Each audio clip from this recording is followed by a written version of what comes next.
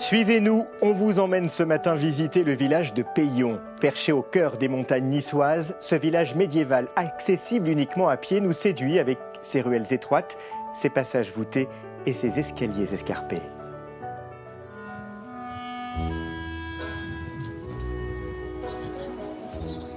Peillon, c'est Peillon, pour moi. Ça a été mon petit château à moi, quoi, voilà. Mon petit plaisir. Il se dresse fièrement sur son éperon rocheux. Ah, c'est le paradis sur terre. Niché dans une vallée à moins de 20 km de la Méditerranée, dans un autre monde.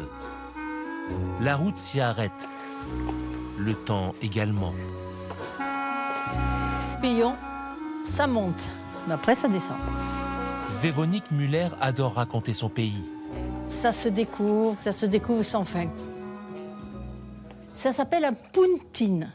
C'est un petit pont. Vous pouvez avoir un bout de la maison d'un côté et un bout de la maison de l'autre, et ça vous permet d'aller dans la chambre en face. Quand il pleut, c'est embêtant, quoi.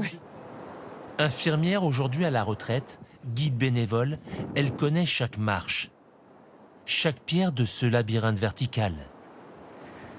Il y a des portes de maison avec des boîtes aux lettres, une entrée de maison qui est ici. Il y a beaucoup de passages voûtés dans cette rue, ce qui la rend très sympathique. À 1000 lieues de la Côte d'Azur prise d'assaut. Vous soufflez, hein. On peut, c'est-à-dire, ça grimpe. Ça se mérite, Peillon. 60 habitants à l'année. Certains y sont nés, Voilà, ça c'est Peillon, c'est que des amis. d'autres pour lui ont tout quitté. Ma chambre à coucher, c'est dans le rempart avec la meurtrière du XIIe siècle. On Et vivait j'ai 6 gardé mois le par tableau an ici. à À Paris et 6 6 mois ici, ouais. Ici, ouais. Et maintenant, 12 mois ici. Eh oui, oui, oui. On est mieux qu'à Paris, Dieu non? merci. Ce qui me plaît, mais il faut ouvrir les yeux et voir. Ouvrir l'œil et le bon, celui de Peillon qui se dessine vu du ciel.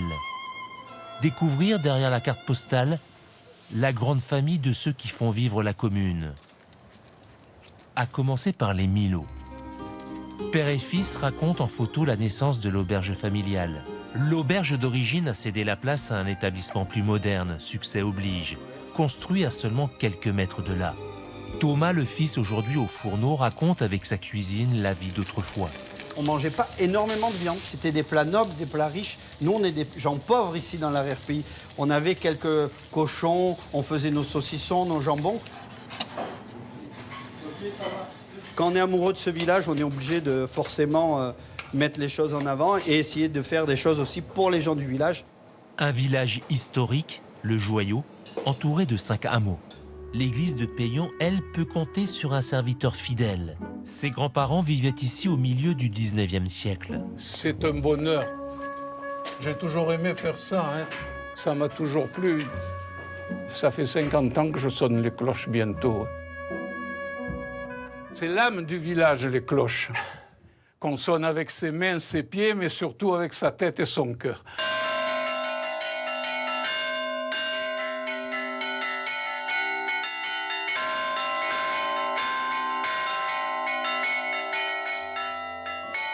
L'âne, le cœur, la voix d'un village qui flotte comme sur un nuage, hors du temps.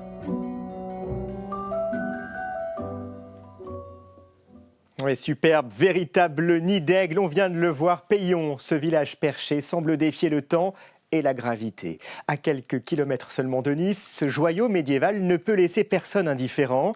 Avec ses escaliers en cascade, Peillon se mérite. On l'a vu, c'est vrai, mais ce village conserve en son sein un patrimoine historique remarquable qui fait oublier nos efforts, comme le souligne Étienne Marct, architecte des Bâtiments de France. C'est un village qui est vraiment ancré sur son piton rocheux, qui est bâti avec les matériaux du site. Donc c'est la pierre calcaire qui sert effectivement qui a servi à édifier l'ensemble des constructions présentes dans le village. Donc on le retrouve omniprésent. Cette pierre calcaire broyée, cuite, elle nous donne la chaux qui nous permet de faire de l'enduit et du mortier bien sûr. Et donc on a aussi des façades enduites.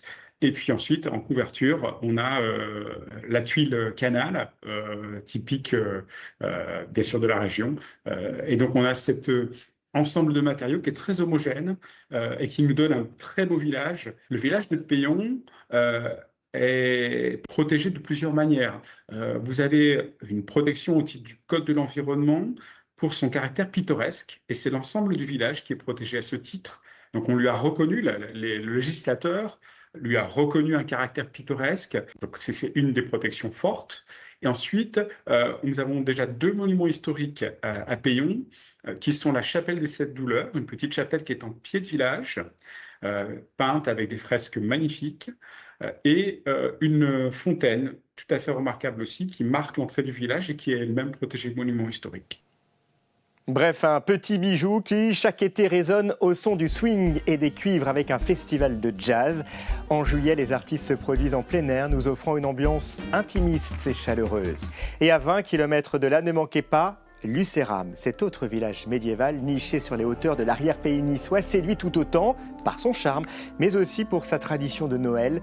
Chaque hiver, il se transforme en crèche avec des centaines de santons disséminés dans les moindres recoins, de quoi ravir les visiteurs. C'est vraiment à voir. Magnifique. Elles sont toutes les unes plus belles que les autres, je pense. Et à moins d'1 heure de Lucéram, rejoignez Sainte-Agnès, le village littoral le plus haut d'Europe, perché à près de 800 mètres d'altitude, avec en prime un panorama superbe sur la baie de Menton. Avant de se quitter, cette autre idée de balade, non loin de là, lui aussi est accroché à un éperon rocheux, le village d'Aise, sûrement l'un des plus spectaculaires de la Côte d'Azur, avec ses maisons ocre serrées les unes contre les autres. Du haut de son jardin exotique, la vue sur la Grande Bleue est absolument magnifique. Passez une très belle journée sur France Télévisions.